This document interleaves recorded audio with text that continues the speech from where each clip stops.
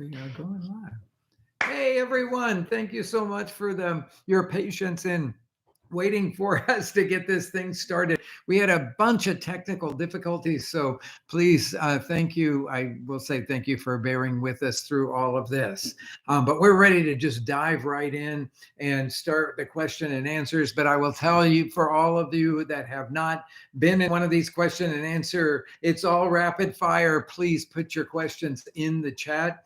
I apologize if I don't get to your question, but I will be being sent a whole bunch of questions on my phone from Casey, who is reading all of your questions there. He will be answering a few of your questions as we go along. I will be verbally answering the rest of them. And we are going to start with a question from Dan. If you were told you had to turn back the clock and devote your career to a cuisine, just one, other than Mexican, what would you choose? Oh man, that's a really hard one. Okay, so I've been through a bunch of stages of this, and I will say that if you look at the globe, in that banded area that goes from sort of where Mexico is at the north and say Peru is at the south. So you're doing all of the warm weather cuisines. That's kind of where I would land. That's a really broad thing. Okay. I will say I've had the opportunity to travel to places like Morocco, which I loved the cuisine, but for me, it didn't offer quite enough in terms of variety of flavors. I love Thailand. Oftentimes, I would say that if I wasn't doing Mexican food, I might be doing Thai food because I really love that. And that's maybe where I would land.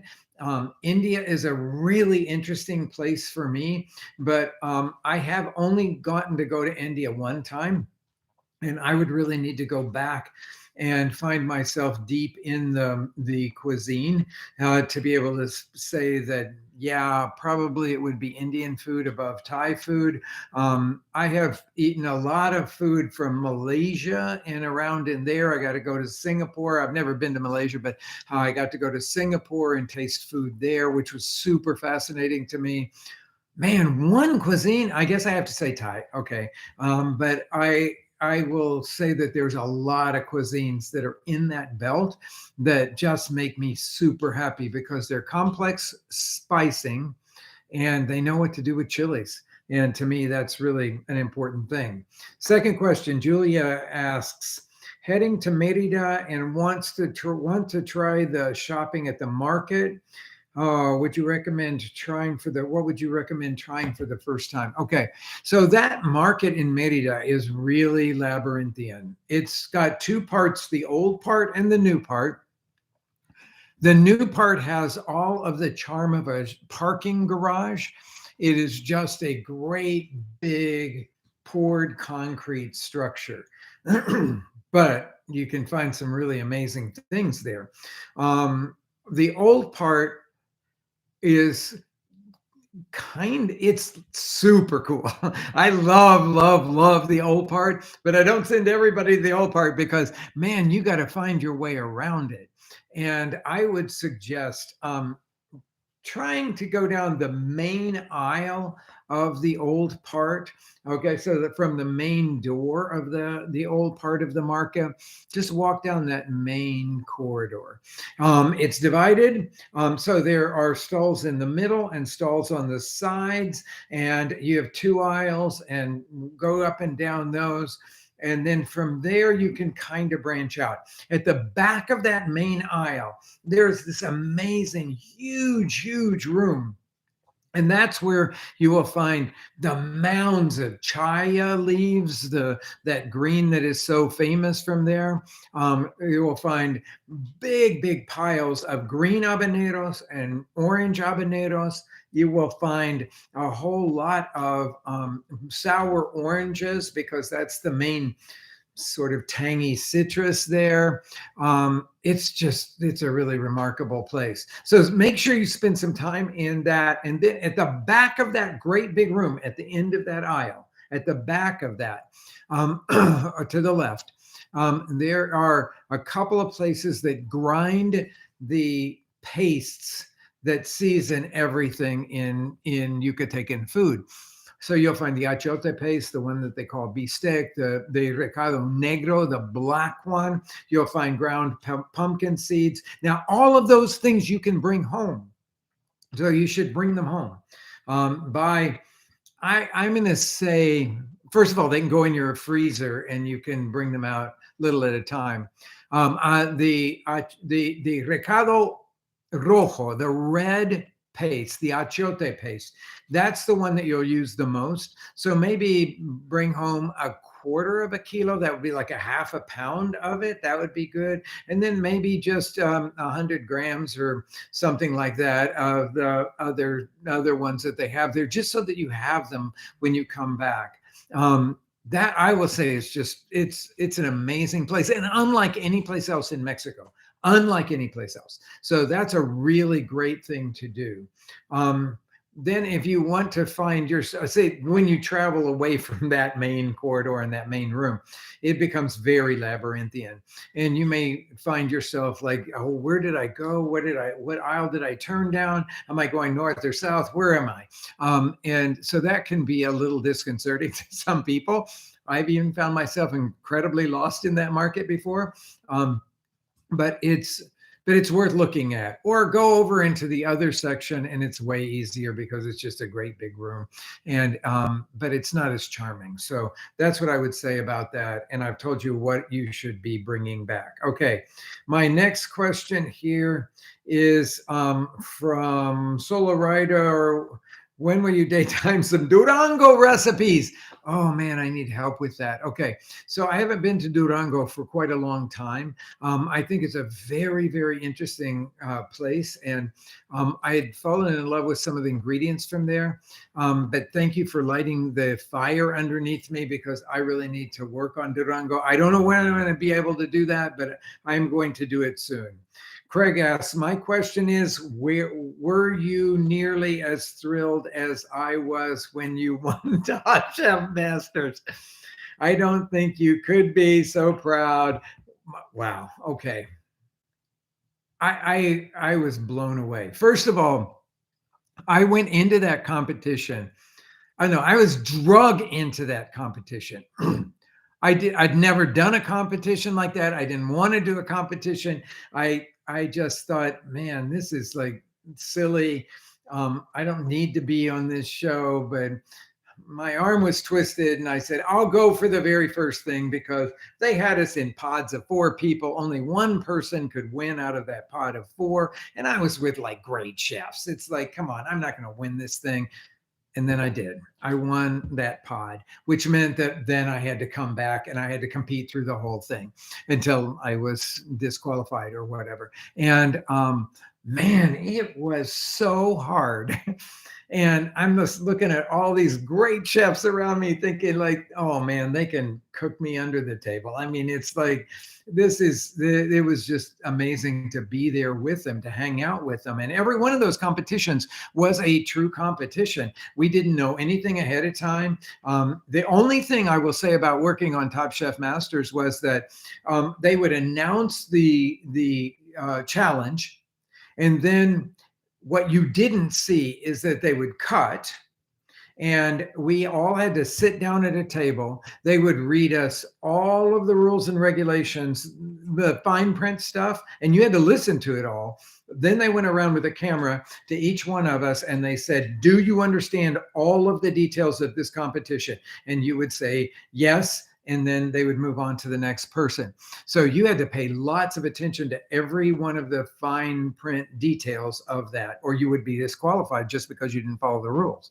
And so you didn't even have hardly any time to think about anything. And then they got us back up into the places that we were before, and they said, it's starting. And so if you had a 20-minute competition, you had no time at all to plan. I mean, and that was always the hard thing. What you find right away after you've done a couple of these things is that man, if you choose a path, you have to dedicate yourself to that path 100%, and you never veer from it, because once you second guess yourself, you are out of the competition, because you'll mess up whatever it is that you're doing at the end. So that was my feeling about Top Chef. And we have long competitions as well as short competitions, obviously. But when they announced my name at the end, I thought I was just going to collapse, because I was up against Hubert Keller and Michael, and it's like, those guys are great chefs. And I mean, I guess maybe I underestimate my abilities, but I was thinking, wow, this is really incredible that I even get to be in the finals with those guys. And so anyway, I will say that I was thrilled. I was absolutely more than thrilled when that happened. Kachi, if I've pronounced it right, asks, any way I could get my hands on the maize that you get from Oaxaca to make tortillas? Absolutely. So it's masienda.com. Masienda.com. And that's where we get our corn, and we buy it in much bigger quantities than you would buy it from Masienda. They even sell a small mill. It's not cheap, but it's not terribly expensive either, so that you could make your own fresh masa if you want to do that. And the really cool thing is that in a few months, our friends at Masienda, Jorge Gaviria, he is coming out with a book called Masa, and I just read it. I just read the galleys for it, they call it, and I am blown away. It's a great book. I've said I've been waiting decades for this book to come out. They really are the people that understand all of that stuff. So become friends with the Masienda.com folks, and you will be able to put your hands on all kinds of really super cool stuff. They even sell the tortilla press from Oaxaca, the one with the two plates that are square. Oh man, that's one of my favorite things ever. Okay, so Jonathan asks, on your kitchen island, you keep some of the utensils in water. What's that about? Is it to clean them a little as you cook? Yes, absolutely. So that's a professional line cook's thing. Okay, so if you're a professional line cook, the first thing you set up is your bain, as they call it. Now we pronounce that bain in English. It's bain in French, but it's the same root as bain-marie. So we all know what a bain-marie is, and it just means this vessel that has water in it. Okay, so a line cook sets up their station by getting their bain out, and they put all of their own equipment in that bain. You fill it with water. You put a little bit of what do you call that stuff? A sanitizing solution in there, so that you don't have to worry if you taste off of a spoon or whatever. You put it back in the sanitizing thing, and that's what it's really all about. It also means that you don't turn around, and I don't turn around when I'm filming and have to wash off my spoon or my spatula or my tongs, because I've got them in that sanitizing water. So I do that for my own ease when I'm filming, but you could do that in your own kitchen if you wanted to. It just makes life really easy. When you learn as a line cook, you make as few movements as possible. So if you can stand in one place and sanitize your spoon or your tongs or whatever, man, you're great. If you have to walk halfway across the kitchen, wash something off and sanitize it, that just takes way too long. Somebody with the name of BA when I think uncontrollably. Favorite dishes from Tabasco and Chiapas. Okay, so Tabasco and Chiapas are really quite different, and they're both very, very, very exotic places in Mexico. I always tell people that if you want to plan just an amazing vacation, like where you feel like you have gone to as far away as you could possibly go, then you fly into Tuxtla Gutierrez, which is the capital of Chiapas, and that's in the lowlands. You rent a car, get a driver, get on a bus and you go up into the mountains to San Cristobal de las Casas, which is, I think, at about 9,000 feet, 9,000 feet, something like that. And then you go to that market up there and it's just amazing. Talk about varieties of corn and beans and all of that. What I remember the most about there's really great things that you can have in Chiapas, though it doesn't taste like anywhere else in Mexico because of the indigenous influence and the indigenous population that there is Mayan. But it's highlands Mayan, not lowlands Mayan, like you find in the Yucatan Peninsula. So the highlands Mayan, and then it's not like the indigenous population anywhere else. San Juan Chamula, if you've ever had the opportunity to go there, that is one of the indigenous communities that was sort of taken over by the indigenous community to run it in ways that really harkened back to the way that they lived before the Spaniards came. And that place is just remarkable, beyond belief, remarkable. But I will say that if you go there, always look for the tamales because they have an incredible variety of tamales in that area. Then the flip side of that is because the indigenous population and the Spanish population didn't mix very much there. You get really indigenous dishes that seem like they're based really on chilies and corn and not a whole lot else. Those kinds of dishes you would find more in the small villages around San Cristobal. And then you go to San Cristobal and you've got all this cured meat, like Spanish cured meat. And the butifarra is super special and famous from there, not quite like the butifarra that you find in Spain, but all beautiful cured hams. It's way up in the mountains, so you have a kind of climate that's really good for curing hams. That stuff is just really, really good. Now down in Tabasco, it's a really kind of different thing. And what I remember the most about Tabasco, besides peje lagarto, but peje lagarto is a garfish, and they do garfish that they skewer all the way down and then roast over open fires. And you can buy it in the markets down in Tabasco, in Villahermosa and places around there. But they also do a whole lot of things with something that's called maíz nuevo. And maíz nuevo is maíz. You all know the difference between maíz and elote, right? So maíz is dried corn, elote is fresh corn. And because corn is so important in Mexico, they don't call them the same thing. Maíz always implies that it's a dried corn product, and then elote is what you buy on the street, roasted and on the cob and so forth. But maíz nuevo is maíz that has been it's on the cob but is only half dried.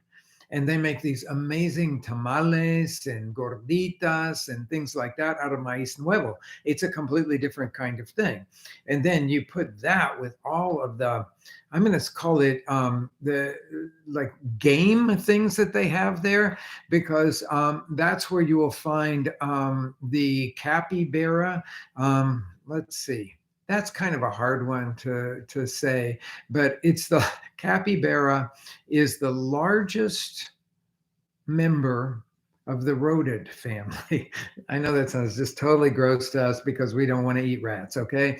But I will say that capybaras are big, and that is one of the things that they eat down in that part. Tepescuintle, I think is what they call it down there. And then they have iguana down there. You'll find lots of things made with iguana. You'll find lots of things from turtles, made from turtles from the river. That probably did not make anybody want to go there. But I will say it is a really fascinating low country cuisine, and it's super humid and tropical. You know, that's where all the cacao, not all of it, but a lot of the cacao is grown. And then in the warm parts of Chiapas, you find a lot of that cacao grown as well. I'm not sure that really helped very much, but it gave you a little flavor of the difference between Chiapas and Tabasco. Okay, Java. I don't know if that's Java or not. I'm sitting on a large bout of Cascabel chiles Any recipe suggestions that make these shine? Well, first of all, I love them. Okay. And I will say that if you've ever eaten at Frontera, our three chili salsa that goes on the tables is made with cascabel chili. So these are the three chilies that go into it. It's Morita chilies, which is the Chipotle Colorado, the red one, not the brown Meco one. So it's Chipotle Colorado, which adds sweetness and smoke. And then we put Guajillo chili, which adds brightness. And then we add Cascabel chilies because they're so nutty.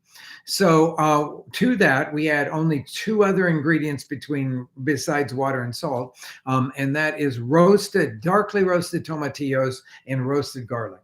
So you toast and soak all of the chilies.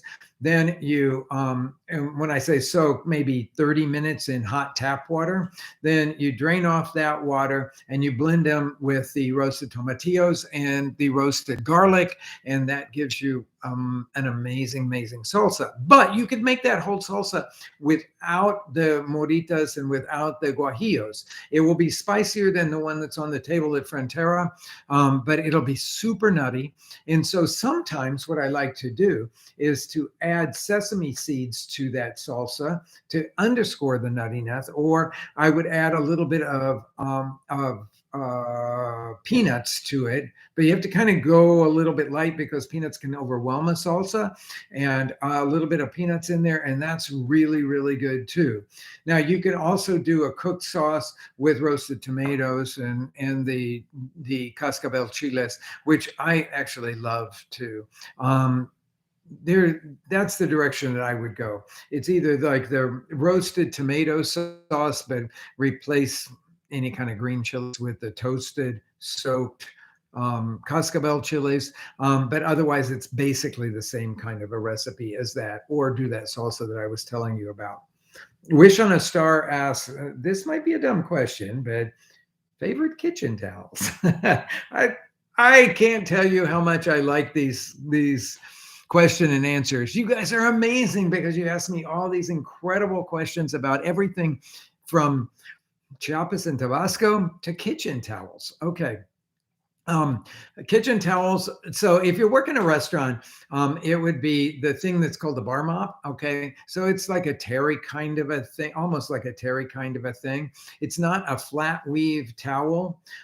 So I don't like flat weave towels in the kitchen because I'm going to be using my towel for lots of different things. And I have to be able to use my towel as a pot holder.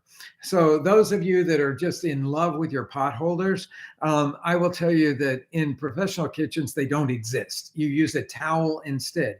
So you have to have dry towels always on you. You have to have a dry towel, and then you'll probably have a towel that is somewhat wet because you've used it to dry off your hands a lot. Okay. So the dry towel is for picking up hot pots and pans and bringing things out of the oven. And then the other one could be taken off, and it could become a thing to wipe up a spill of water or to wipe your hands with or whatever. And then, of course, what you don't see in, like I talked about the Bain Marie that I have that's got the utensils in it, but I will tell you that also in every line cook's station, there are two buckets. One is the water and soap bucket, and the other is a sanitizer bucket. And so you would have that to grab your towel, another towel, one that you wouldn't be hanging from your apron or anything. And that towel you use to wipe down your station and then sanitize your station. So there's rags in both of those. That's what we kind of do. So what do I use for at home? I've got a lot of different towels here, and you guys are going to laugh at this because it's super corny, but I actually bring kitchen towels home from all my travels.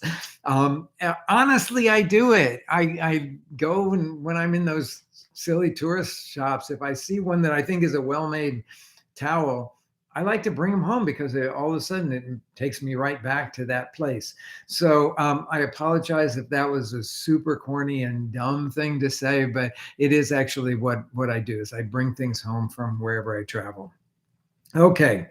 So I am waiting on more questions here from Casey. While I'm doing that, I will tell you that over COVID, we started before COVID, but over COVID, we really did. We worked on a play. Now it's immersive theater. Those of you that don't know what immersive theater is, it means the audience is seated all around in where all the action is going, and you are like right up with the actors almost. You can stand up and you would be up with them, or you can sit down in places, and then you're super close to all the action. And in true immersive theater, there are things going on simultaneously. So we wrote a play called Recipe for Disaster, and it takes place in a restaurant on a night. It's an up and coming restaurant, and it takes place on a night where they're going to debut their new menu. And the idea is that they've invited all of these social media influencers to come, and they well, let's just say it's a Murphy's Law kind of a show. If anything could go wrong, it does go wrong. And it's all based on things that have actually happened in our restaurant, but not on one night. So this crazy madcap farce that we wrote is really fun. We serve you food through the whole thing. It just goes rapid fire. Some people say, well, I couldn't pay attention to what was going on over there because I was watching what. Well, that's the whole idea. You have to kind of choose. Or as one of our chefs said when he went to see it, I could follow it all because I work in a kitchen where you have to pay attention to 3 or 4 different things at once. So I could follow the whole thing. So you may find that too. Anyway, it's a really fun thing. But why I am talking about this is simply because I wanted to say that at the end of March, we wrote it, but I'm actually going into it. And for like 5 or 6 weeks, I'm going to be in the show. So if you want to see the show while I'm in it, and one of our other co-authors is going to be in it as well, who's just an amazing actor. So we are going to have a really good time. There is a chef role in it, and that obviously is the role that I'm going to be going in as. And I think you will find this crazy fun thing really great. But if you want to see me in it, you got to come when it's called Recipe for Disaster. And if you look that up online, it is at Windy City Playhouse. We're actually doing it in a restaurant that was one of those COVID casualties. And so it's really fun because you get to eat and drink and see all this craziness happen around you. And if you want to see me in it, it's going to be toward the end of March. But on the website for Windy City Playhouse, Recipe for Disaster, you will find out when I'm going to be in it. Okay, so now I've got to say that Wish Upon a Star. No, excuse me. We did Wish Upon a Star. We're doing Daniel's Outdoor Adventure. Do you prefer a high carbon steel knife or a stainless steel knife? A high carbon steel knife every time. Full stainless is just too hard. It's really hard to keep it sharp. You have to work so hard to keep it sharp. And in fact, every stainless knife that I've ever had, I've ended up having to take it to somebody and have them sharpen it because I couldn't get it sharp at home. High carbon steel is not going to rust on you. It's the low carbon steel knives, which I have several of. But man, you got to treat those things with a kid glove. They're really easy to sharpen because they're the softer steel. But if they will discolor with acidic ingredients, and then when you wash them, you have to dry them immediately or they will rust. However, I like them. And I like all kinds of knives, but I don't really like stainless steel knives. Jason asked, if I buy chorizo from the Mexican grocery store, can I dry it like they do in Mexico? What is the process? So here's my idea about that. You should be able to just hang it up for a little while.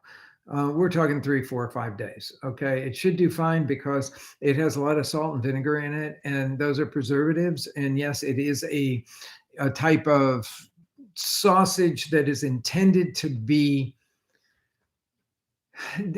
intended to be just not refrigerated, to be hung up. In our culture, we don't say that you should be leaving a lot of meat and stuff like that out of the refrigerator. So one of the ways that you can age chorizo, if it's stuffed, if it's in a casing, one of the things, and I've done this a bunch, we do it at a restaurant all the time. We just hang it, not like wrapped or anything like that. We just hang it in a cooler, like a refrigerator. Okay. And you figure out a way to sort of rig it up so that it just hangs in there. For the first few days after you make it, it will drip. So you'll want to have something underneath it. But then you could actually, for the safest thing that you could do, it would be to dry it or age it in a cooler environment. But in Mexico, you've seen them, they hang them out. And yes, they've got plenty of chili, salt, and vinegar, three amazing preservatives. So you really shouldn't have to do that.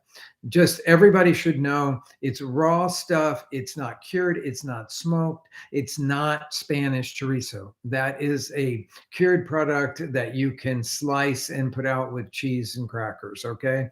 But chorizo in Mexico is a fresh product. Still, it should be able to do fine. But my recommendation is try drying it or aging it in a refrigerator.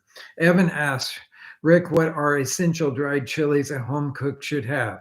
Number one and number two are ancho and guajillo. Now, those are for cooking. Those are not salsa chilies. Okay. I put a little guajillo in the three chili salsa that I talked about before. But that's just because I like its brightness and it keeps the salsa from being too spicy. So, I mean, I like spicy salsas too, but for that salsa in Frontera, I'm looking for some that's got some kick to it, but it's not just going to overwhelm you. So guajillo could be thought of as a little bit on a foot in both camps, salsa and cooking sauce. But ancho is definitely cooking sauce. So ancho guajillo are number one and number two for cooking sauces. For the salsa area, it's arbol chili is what everybody in Mexico will tell you. Okay. Now that arbol chili has a sort of nuttiness to it, but it has this incredibly white, hot, clean heat.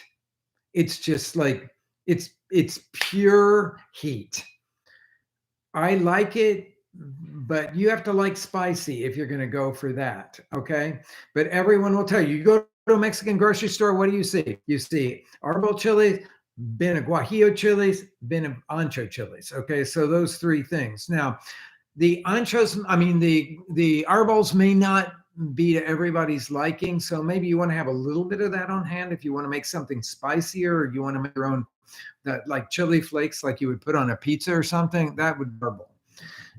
So I suggest everybody have the chipotles, but the ones that are usually sold as morita chilies, Morita, morita chilies, in like central part of Mexico, they will often call them a mora chili, or they will call them a chipotle colorado, because it is a smoked chili.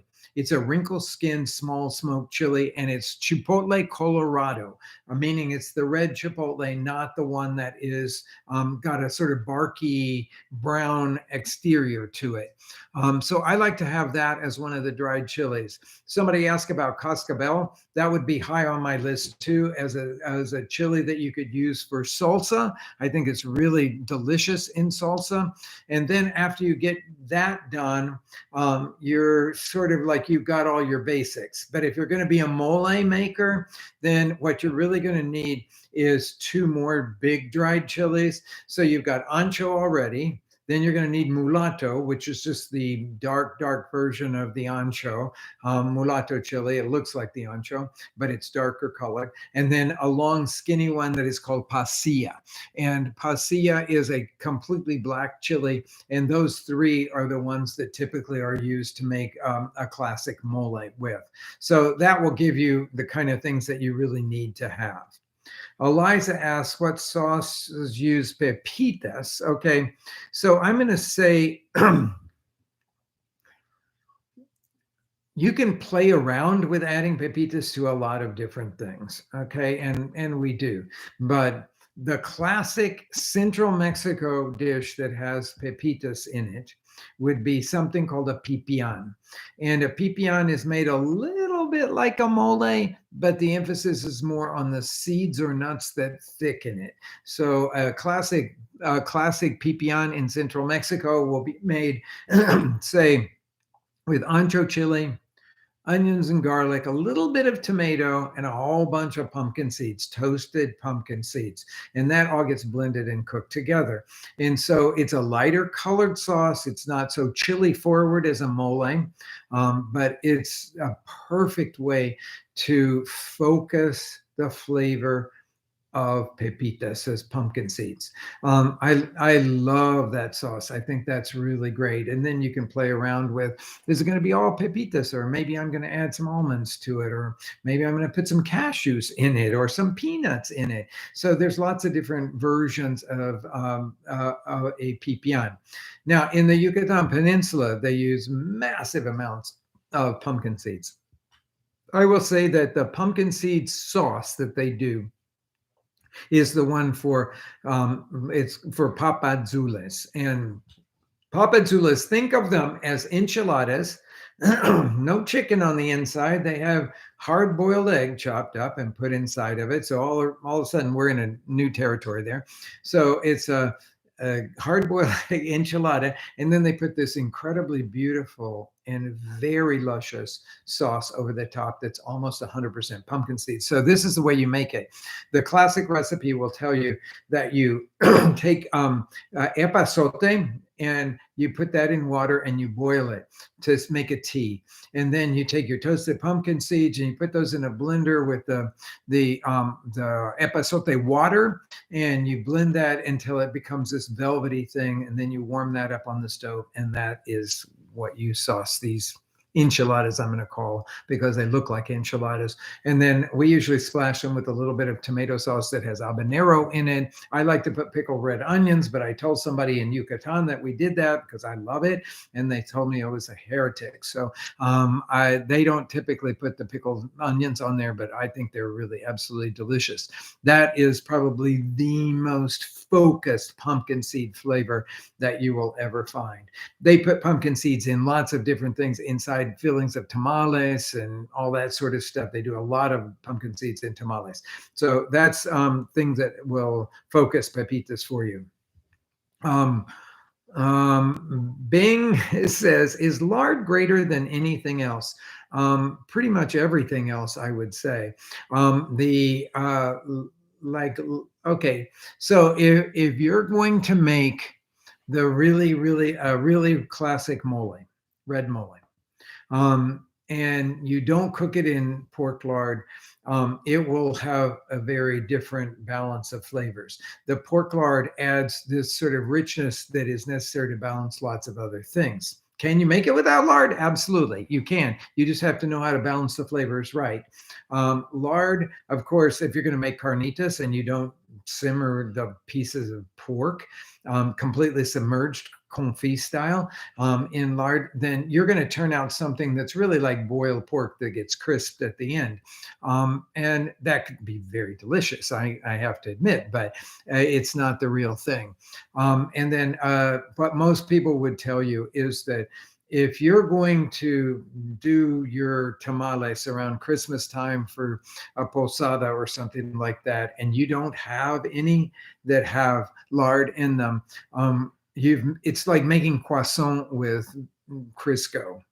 It's like of course, croissants are all about the flavor of butter, right? Tamales are all about the flavor of lard. So that's what I have to say about lard. I always say lard is not a four-letter word. That lard has less cholesterol and less saturated fat than butter. If you have an aversion to lard, It is a sociological problem. It is not a nutritional problem. So you have to think about that. Were you raised to just hate lard because you thought it was something that was evil and bad?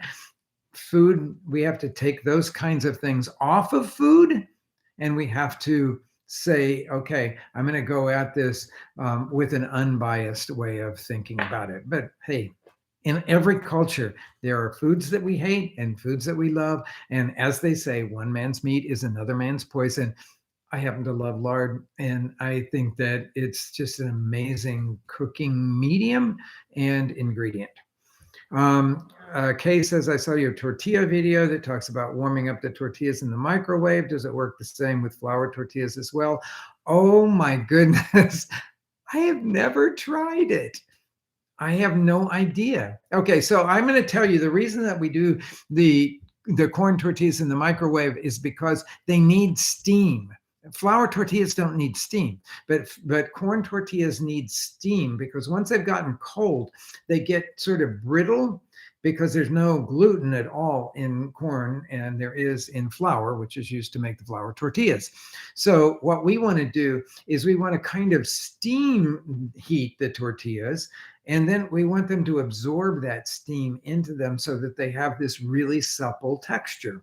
So I know that there are people that probably are people listening to us right now that don't have a microwave and think that microwaves do bad things to food or people. Okay, and I respect your way of thinking about that. I will just say that I don't. I use my microwave. Not for cooking as much as I use it for a lot of small projects that would take me a lot longer in another way, or dirty up a whole lot more stuff in the kitchen. For instance, I always melt my chocolate in the microwave.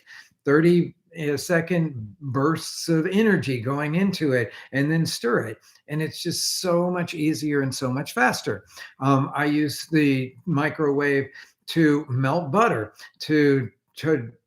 I get a little fancy with it sometimes, doing things like drying out some things, but I will say most of the time I use my microwave a lot for reheating corn tortillas, because if you take a paper towel and you put it under water and squeeze out the water, fold it over, lay your tortillas in there, fold it over again to cover the tortillas, slide them into a plastic bag, don't seal it, put them in the microwave. It depends on how many you have, anywhere from 30 minutes, not 30 minutes, 30 seconds to a minute. And you will, and then just let them sit for a minute or so to reabsorb all of the moisture, and you will have really great corn tortillas. That was not the question, however, and I would guess that you could probably not put the damp paper towel around them and just heat them up in your flour tortillas in the microwave. But I will tell you, I just love heating them in a dry skillet, one after another, and so that doesn't take very much time at all. So Andre asks, can I cook with queso fresco? If so, what dishes? So queso fresco, most versions of queso fresco will not melt. So the cooking becomes a different thing. So queso fresco in Oaxaca, they do a dish that is called salsa de queso. And I really love that thing.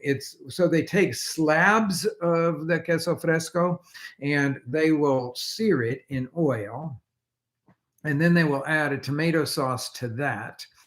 And they work with these chilies called chile de agua, which is about that long, sort of in between a small hot chili and a big like poblano like chili that you would use as a vegetable, but they're really spicy but incredibly bright flavored. And so they'll put those chilies in there with that, and then they serve you those gorgeous Oaxacan tortillas with it. And salsa de queso can be an absolutely wonderful, they think of it as an almuerzo dish, so sort of like in between breakfast and lunch kind of a dish. You make little tacos out of that, and that is absolutely delicious.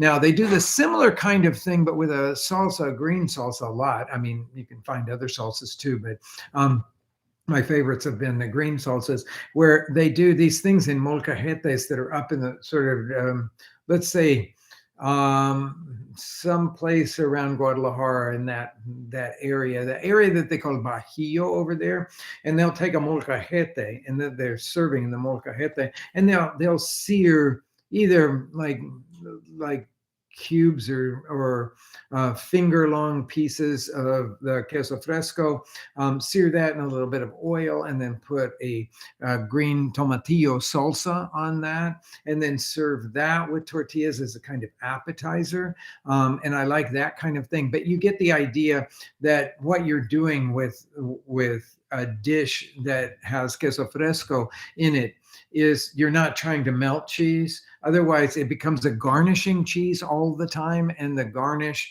is the queso is crumbled so that it can just go over a dish. I will say that there are some people, they make ricotta in Mexico, but they make it way drier than the ricotta that we have here.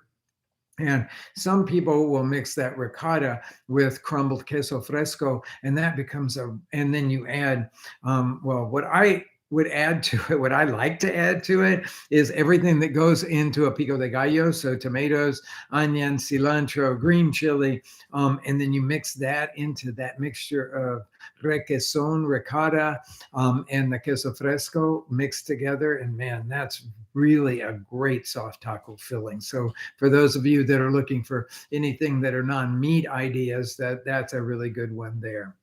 Okay, next question is from Lawrence.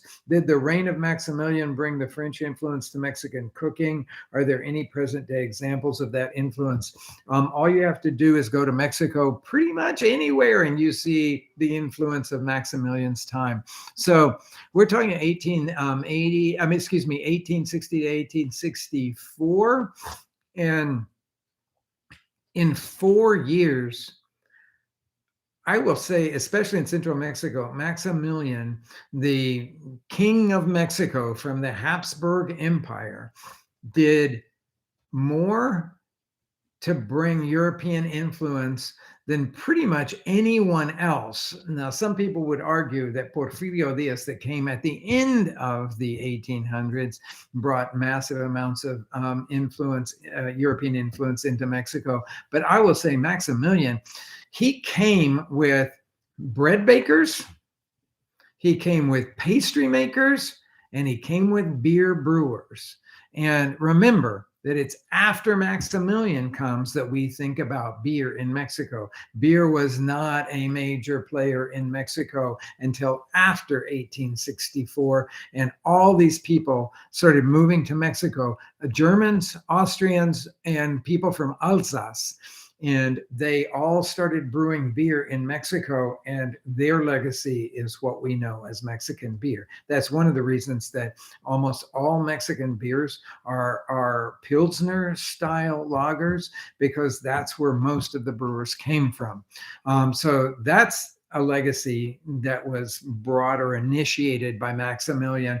The bolillo roll that's on everybody's tables in Central Mexico especially, that's all Maximilian. The fact that everybody makes, it's like in Central Mexico, everywhere you go, the street vendors are making crepes, and in restaurant menus you find crepes. There's creperies places. That's all Maximilian's initial instigation. And certainly all those tarts that are in Mexico that look just like French tarts, that all sort of is part of the legacy that was left by Maximilian. But if you go to Mexico City, and I highly recommend everybody go to Mexico City, because right now it feels like a safer place to be in these COVID times than anywhere else. It's the most vaccinated big city in the world. They're saying 95% of they didn't politicize anything. They just said, okay, it's your time to go get vaccinated, and people went.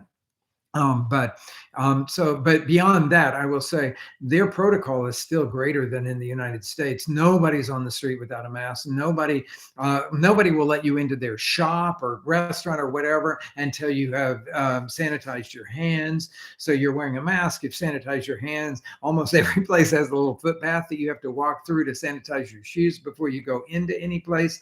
But I will say, it feels vital. It feels way more vital than what we are experiencing here downtown in Chicago.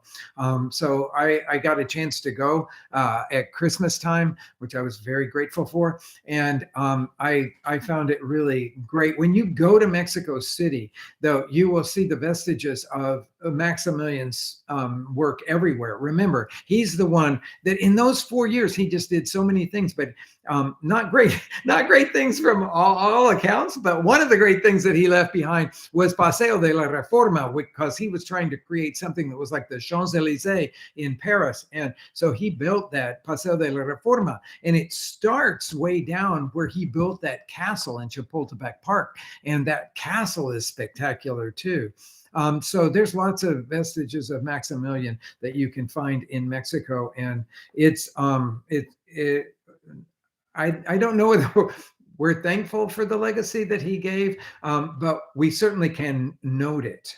Okay, Satan's little helper asks what's growing in the backyard. I mean, in the background. Oh, in the background, because I was saying in the backyard, there's nothing growing.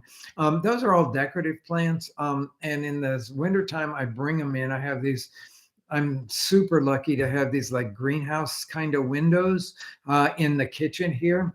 And I have a lot of decorative things. There's a whole bunch of different kinds of agaves over there, little baby agaves, and things that are like jade plants and lots of different kinds of decorative things. It just makes me happy. Now, we do have some plants that are growing here, but they're not right behind me. They're all bigger than those. Those are just sort of decorative for me to enjoy during the wintertime. But upstairs, I have a small greenhouse at the back of the house, and that's where I have banana plant and chaya plants and pitiona plants and lots of hoja santa plants. I have ginger growing up there. I have some bougainvilleas. That's another decorative plant that just makes me super happy. And then I've got chives growing there and thyme growing there. And so that it's just a really small greenhouse, but I have all the things that I want to bring back out in the summertime to grow. I'm growing culantro right now. I haven't grown culantro before, or the sawtooth cilantro, sometimes it's called. But that I've got up in the greenhouse because I just got it growing last year, and I didn't. And I know it can be a perennial. So that's what's growing there. Okay, last question. You guys have been amazing to feed me all this really great stuff. No name. Rick, what's your favorite Mexican grocery store in Chicago? There are so many good ones. I will say that my heartstrings are pulled by Casa del Pueblo, because before I lived in Chicago, every time I came to Chicago, I went to Casa del Pueblo down in Pilsen. I think it's a really cool and really well-run grocery store. And I love their meat market there. Their produce is just exceptional. All the dried ingredients that they have there that are like the herbs and stuff like that, they're just really wonderful too. But man, we've got so many great places. I mean, I just live a couple of blocks from a little tiny Mexican grocery store called Guanajuato. And, I go there all the time, and they have great stuff down there too, but it's tiny. I mean, Casa del Pueblo is big, but there's all these different ones too. Danny's Produce and the Cicero, I think it's called. But there's just all kinds of Mexican grocery stores that are really wonderful all over this town. But my heart is still with Casa del Pueblo, which brings me to the fact that right now, we are releasing, I think we're doing one every day. We went to Casa del Pueblo, and they're always nice to let me film there. And we did explorations in a Mexican grocery store, and we got some really amazing things. So the whole idea about this series, the YouTube series, is that we are taking you to the Mexican grocery store and saying, you might just walk right past this stuff, but you shouldn't. And so I tell you how to choose it, and then I take you home and I show you something fast to make with it. And to me, that should help everybody to feel more comfortable in the Mexican grocery stores, which is always one of my great. Well, I'll say this, that I'm always really interested in getting people to go to Mexican grocery stores for probably more than three reasons. But one of the reasons is the produce there is usually better than the Mexican produce there. It's going to be better than other places. Okay. So you get some really good quality stuff. Number two, it's going to be less expensive. So if you're looking to make guacamole for Super Bowl party, then I'm going to tell you, go buy the avocados in a Mexican grocery store because they're going to be cheaper because they have less waste there and their clientele demands them to be good. The third thing is it's cultural. Okay, I live in a city that is 1/3 Latino, 1/3 African American, and 1/3 white. Okay, so anything that I can do to create conversation between these thirds of our population, I am going to do it. And there is no better way to do it than go into a Mexican grocery store, buying some stuff, talking to some people, starting to feel comfortable. Then it becomes less other and more us. And that is going to be where I'm going to sign off today. I think that you guys are amazing for joining me. I really, really, really appreciate all the questions. If I didn't get to your question, please forgive me. I hope you enjoy our Mexican grocery explorations that we are doing this week on YouTube. Please let us know what you think. And until the next time, I will say, buen provecho.